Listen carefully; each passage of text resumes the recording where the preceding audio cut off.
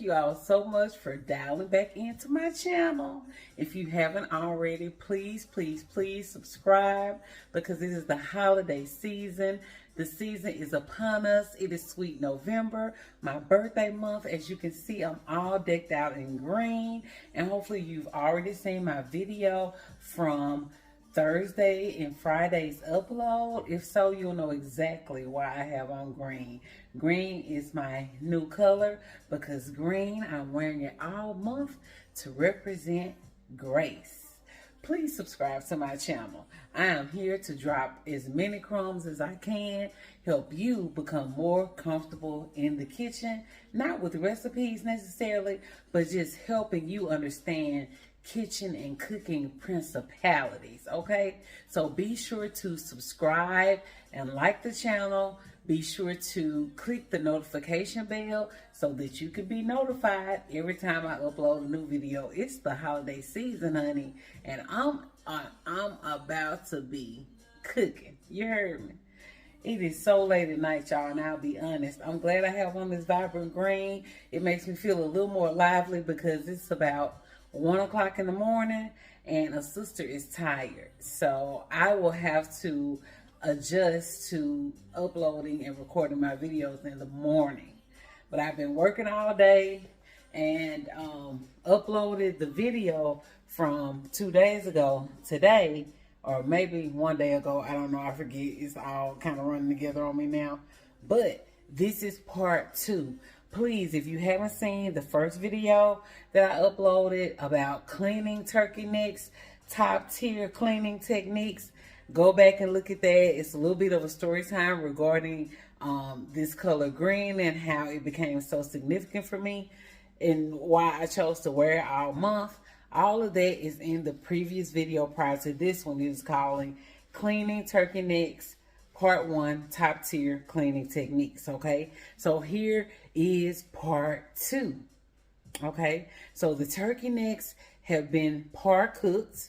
I cooked them in the oven. You'll see me bring them out when I get ready to assemble the full pan.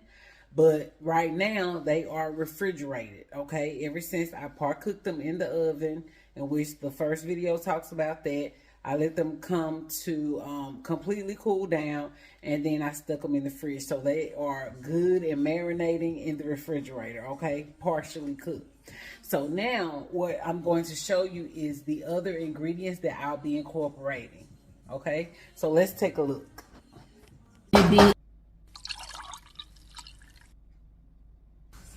All right, y'all, here we are. Doesn't this just look like harvest? If this is not screaming harvest, I don't know what is, honey, because we have these beautiful potatoes here.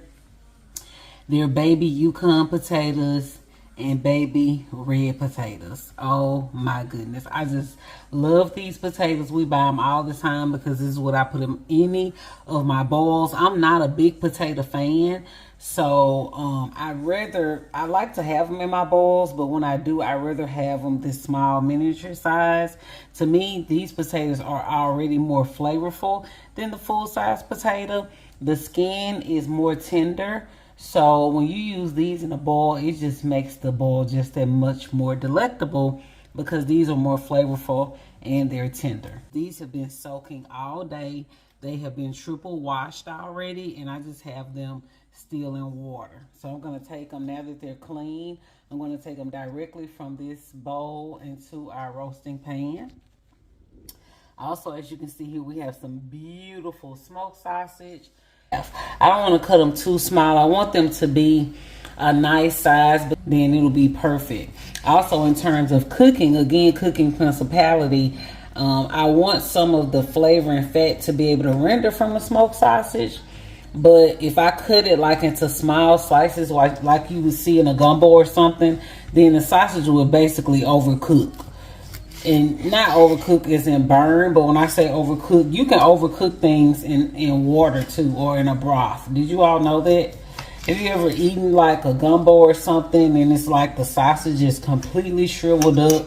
Basically, it doesn't have any taste by the time, you know, it gets through cooking in the broth, and it's almost like it's dehydrated. So that's like it's overcooked. So leaving them in this bigger size chunk keeps us from overcooking them in the broth. But keep in mind, the turkey necks is what was going to take the longest, and that's why we taking into consideration cooking time.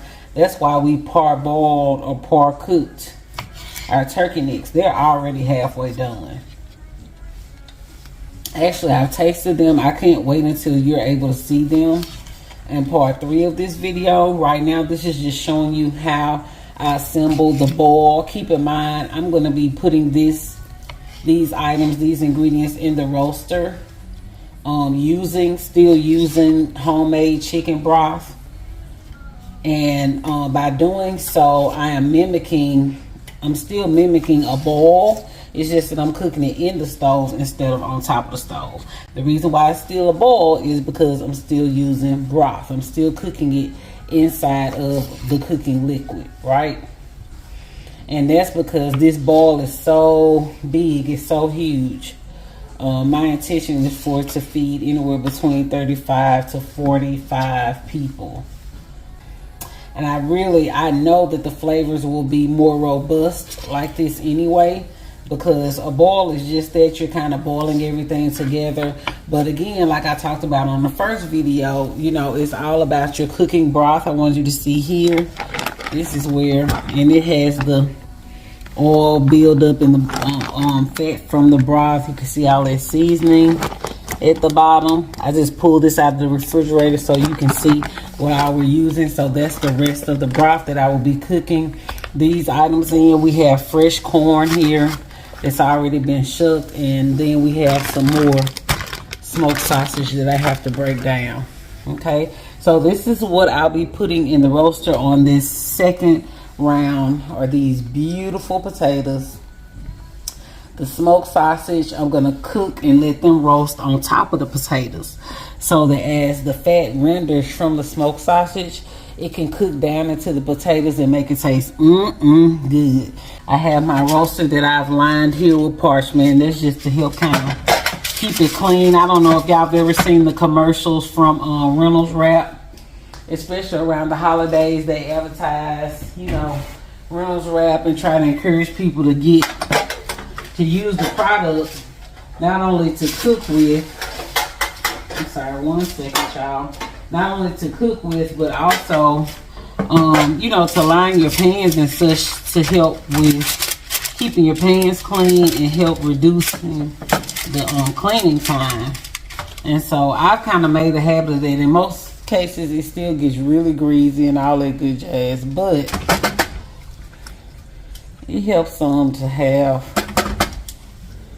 the oil, you know, the oil on the actual paper versus on the pan amount that's there. So as you can see, I'm just taking the potatoes from here and I'm gonna line the bottom of this pan, because that's all you're doing. You know, when you buy that seafood from the seafood counter, y'all, it is it's fully cooked anyway. I don't know if y'all aware of that, but it's fully cooked. So if you try to like boil it or bake it for too long, you're gonna have some overcooked seafood. I can assure you that, because it's fully cooked when they freeze it. But anyway, I prefer a bake over a boil, because you're able to retain more flavor like that. You're not washing everything out in a big pot of water. So, and when I do use stock, this almost looks like tomatoes on the camera to me. When I do cook something in liquid, I make sure I have a very, very flavorful broth, like I was telling you all. Okay. So I want you to see what I'm doing now. At this point, I'm going to go in and I'm going to just lace this pan with these smoked sausage, honey, and it's going to all cook down and roast down together. So I will be right back to show you the finished product of how we prepare the pan.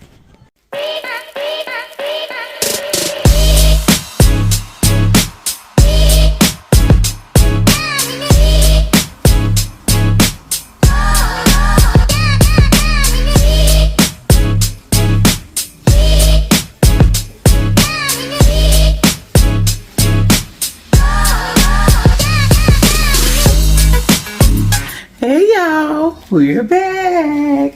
Had to get a little birthday jig in, y'all. I'm excited. Tomorrow, which is Friday, technically it is Friday, and then Saturday is my last day working this month. All the other cooking you'll see me do, I'll be able to move at my own pace, at my own leisure. It's just gonna be me and you.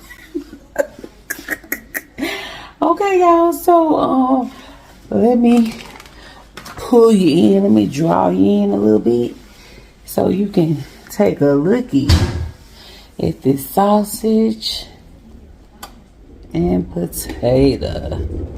Sausage and potatoes, y'all, that's a meal all by itself.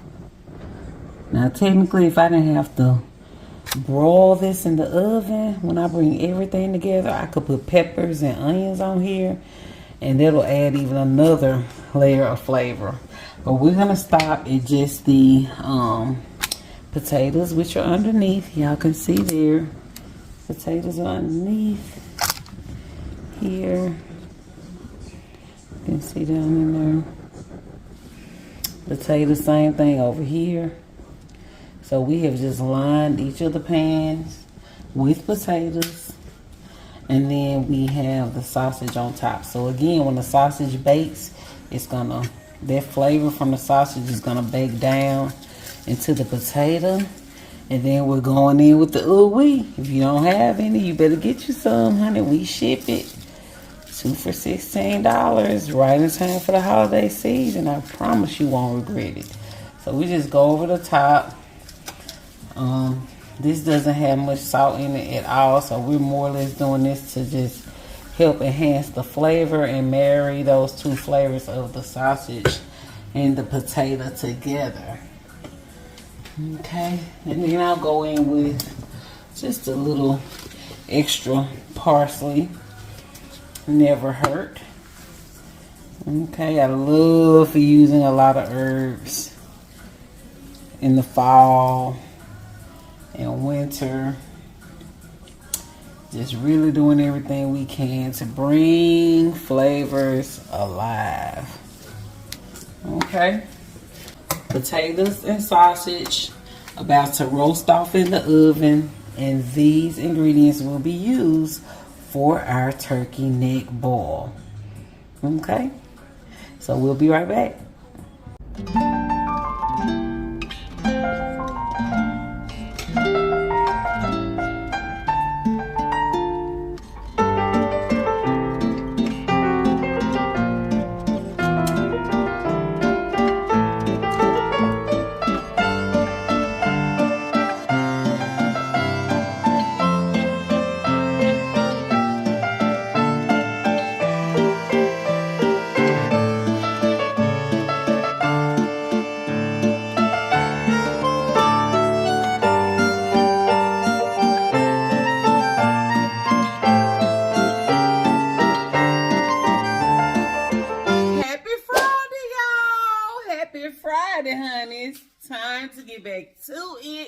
It's time to get back to it, and here I am, your host, Kisha's Crumbs, and I have my new best friend with me, Gracie the Gator. If you already know about Gracie the Gator, then go and check out my previous videos.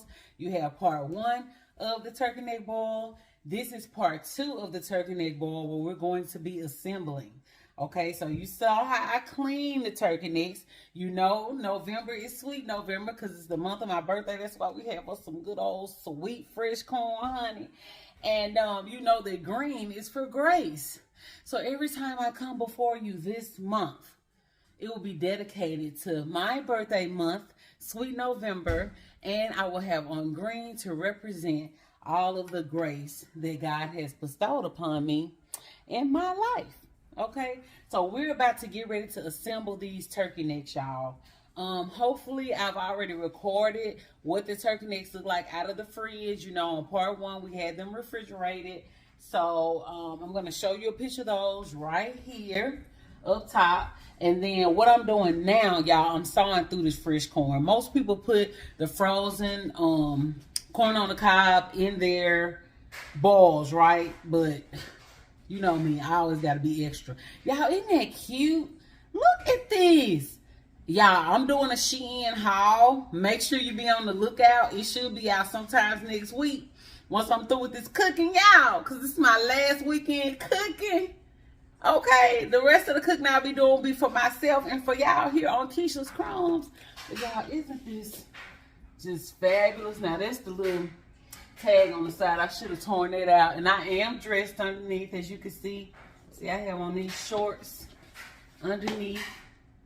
High-waisted shorts, but this is so cute, y'all. I was ordering things from Shein. I gotta remember to tag them. I don't even remember putting this in my buggy, and I was just like, okay, I am trying to go on a vacation, but I didn't order any swimsuit cover-ups or anything. But this is so fab. Look how it has the splits on the side. It's long.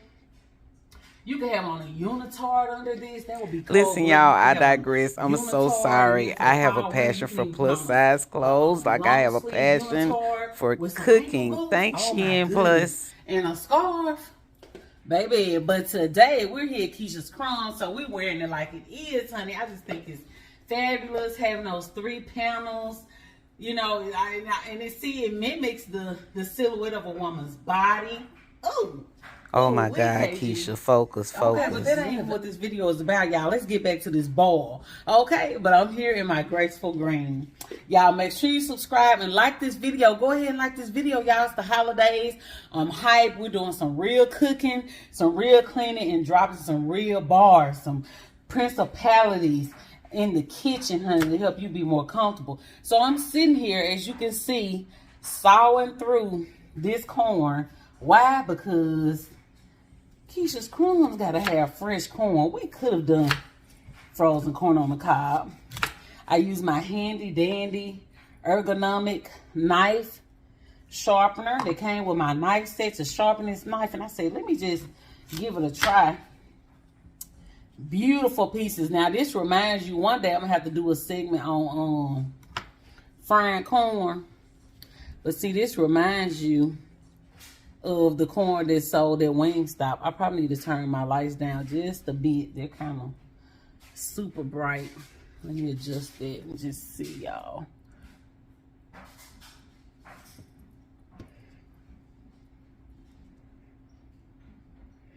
Baby, it's really just that the corn is so yellow. We'll keep it, maybe we'll keep it like this for now.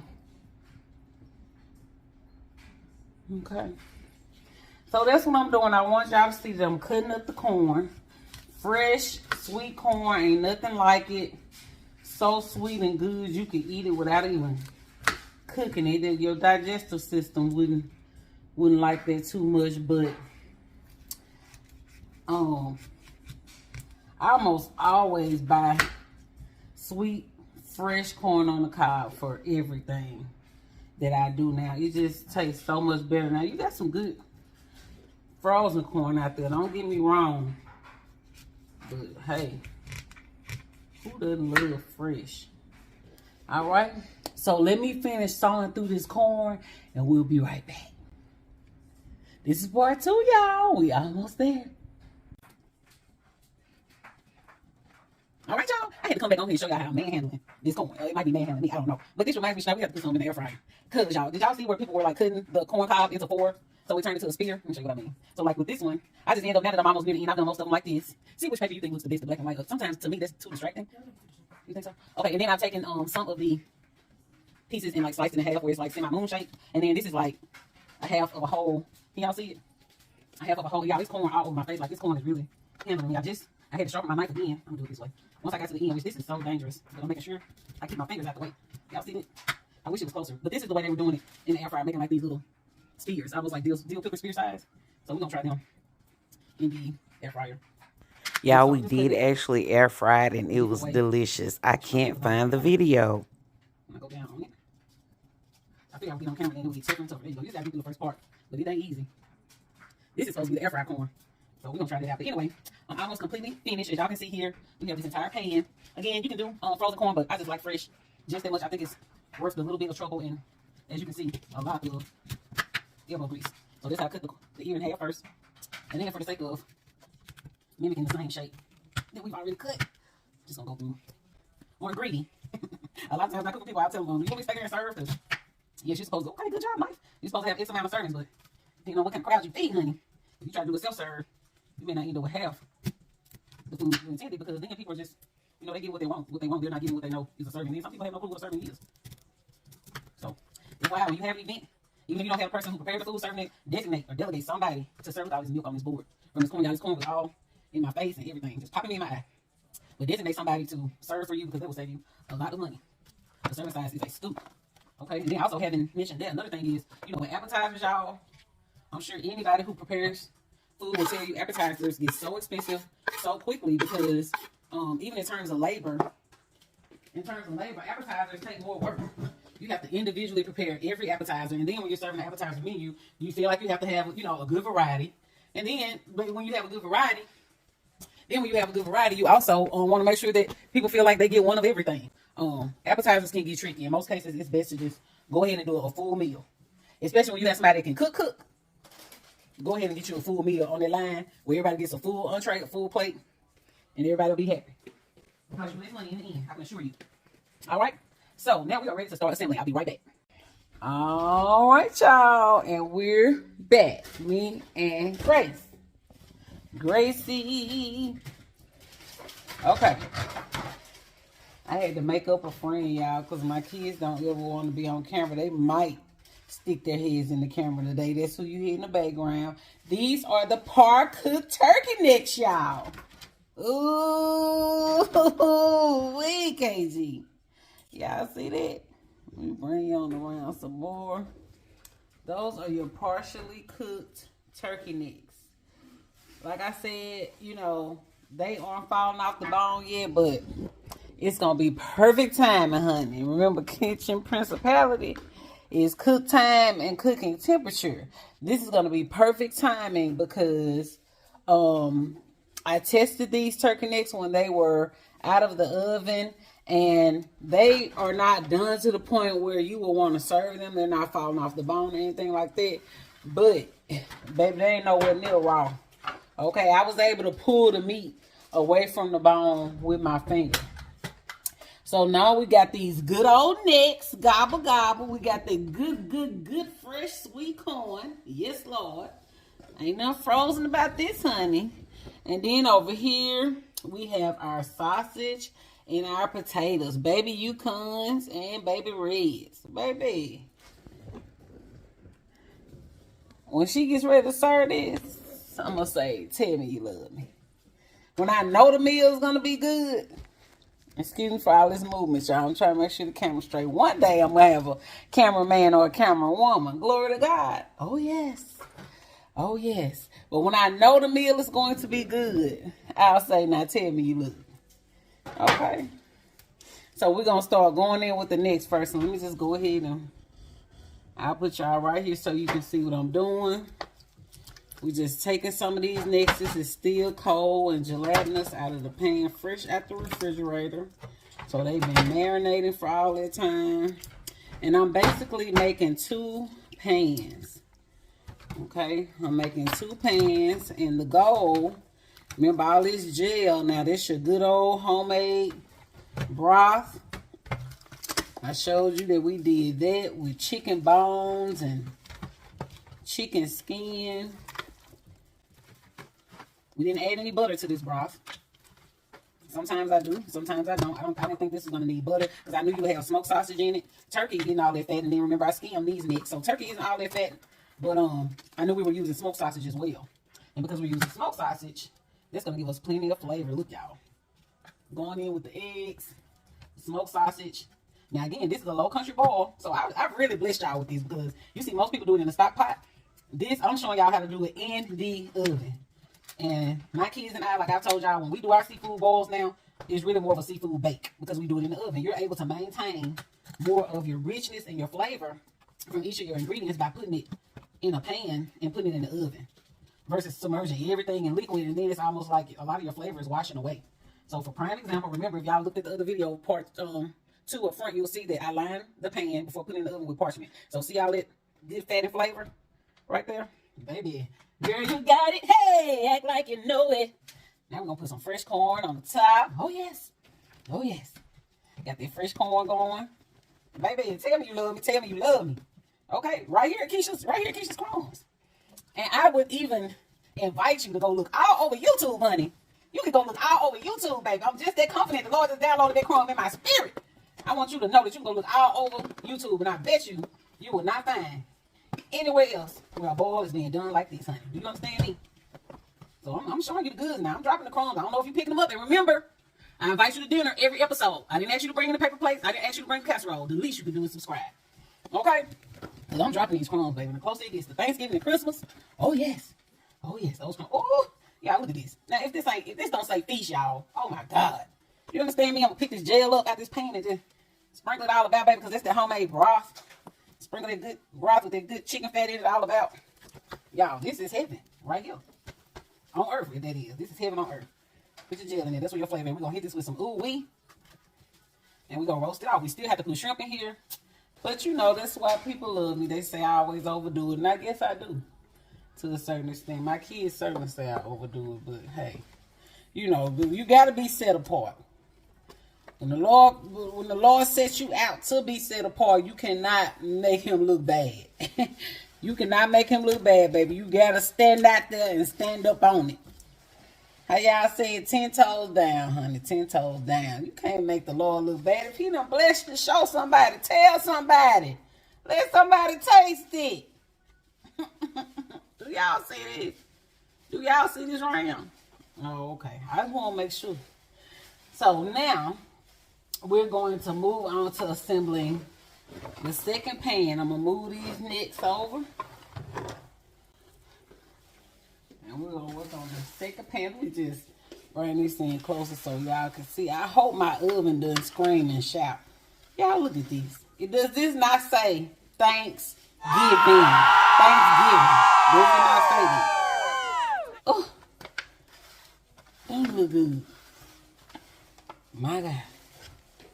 All right, so moving right along to the second pan, which means, all right, y'all. So we're back now. We're gonna start on this second pan. These are just the bits of corn laid in the bottom of the pan from where I was putting the corn in there. So we're gonna come in with our necks.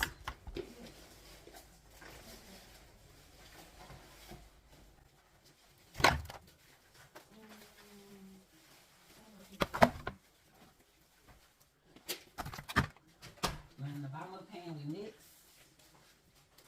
And see how they seasoning? That homemade broth, they got layer their seasoning in. It's all. Oh yeah.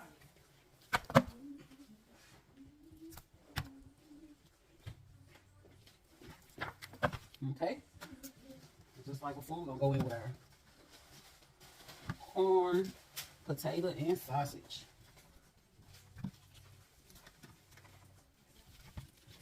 After this bakes, or either before I put it in the oven, I'm probably going to actually split it into 3 pans. And that way we have more room for a broth. She wants cornbread. I'm trying to make sure I remember that because I didn't have that on the slip.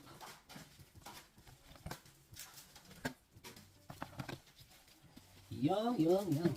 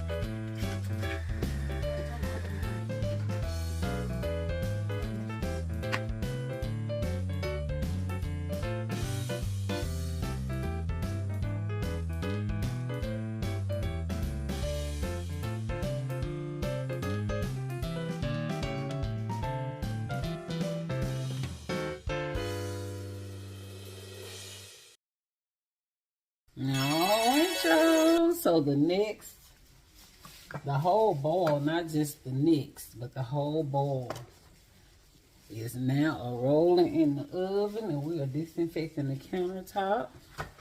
The next time y'all see the next and the ball, it will be completely done.